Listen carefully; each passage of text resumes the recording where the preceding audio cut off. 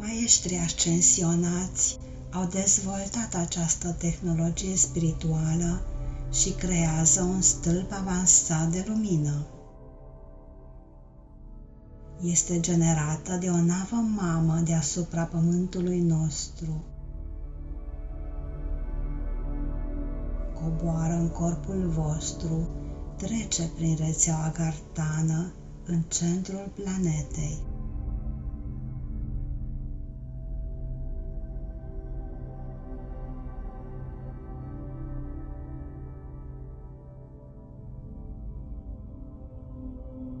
Vă rugăm să rostiți următoarea invocare de 3 ori.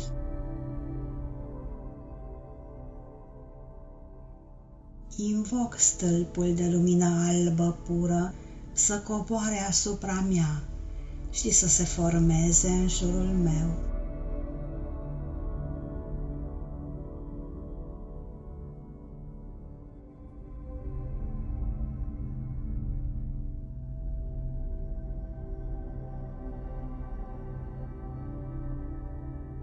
Invoc prezența Eu sunt, ceea ce Eu sunt.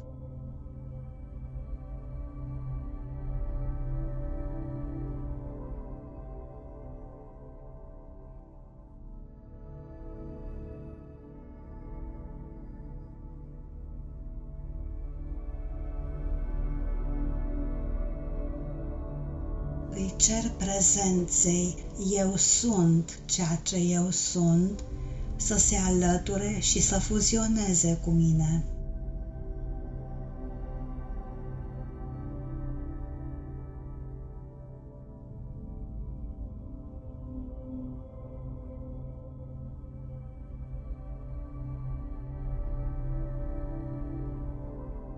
Invoc stâlpul de lumină albă pură să coboare asupra mea și să se formeze în jurul meu.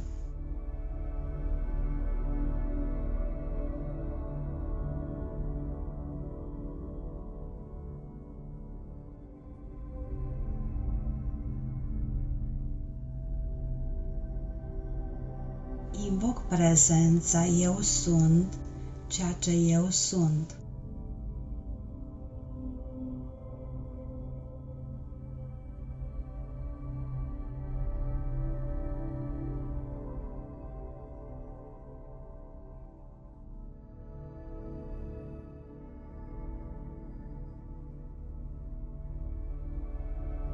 Îi cer prezenței Eu sunt, ceea ce Eu sunt, să se alăture și să fuzioneze cu mine.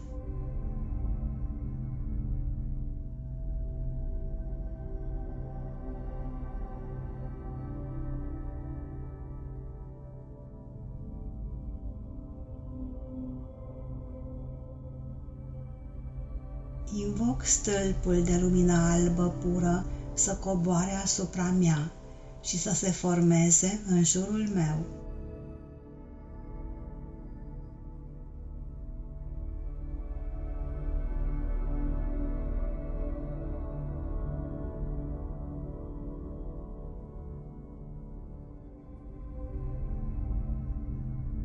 Invoc prezența Eu sunt, ceea ce Eu sunt.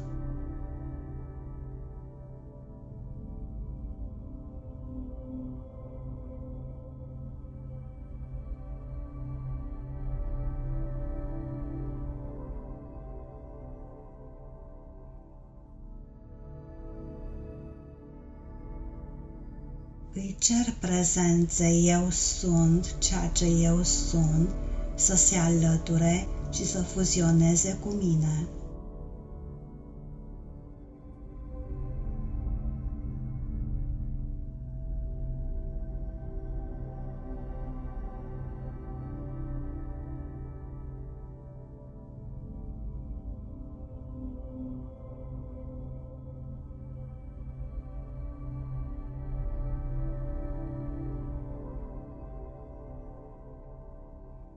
Acum închideți ochii.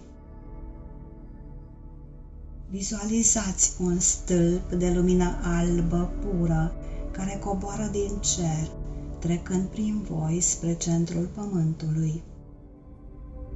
Sunteți așezat în stâlpul de lumină. Pe măsură ce inspirați, inspirați lumina albă strălucitoare în inima voastră. Pe măsură ce expirați, expirați lumina albă strălucitoare din inima voastră. Continuați să respirați acea lumină albă strălucitoare în inima voastră și din inima voastră.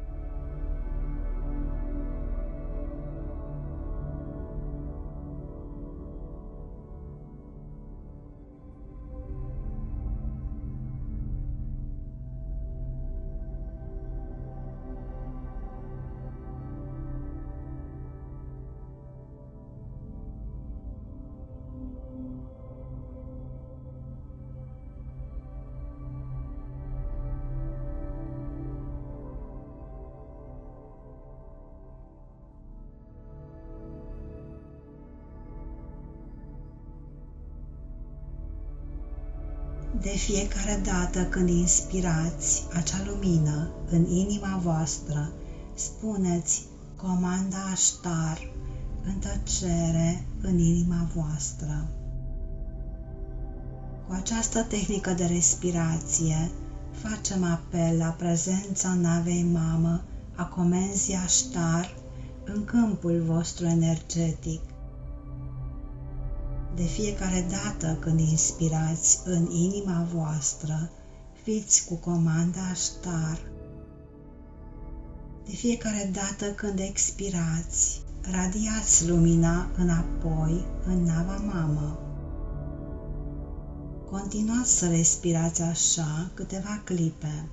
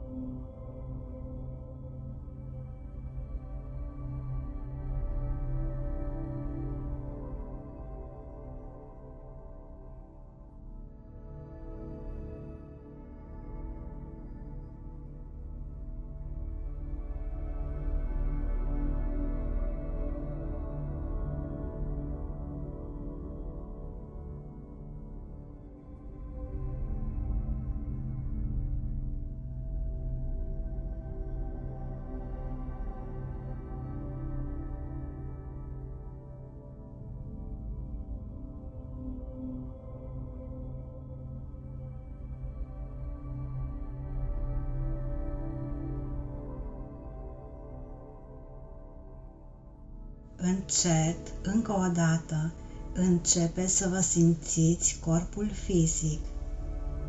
Oricând vă simțiți pregătit, deschideți ochii.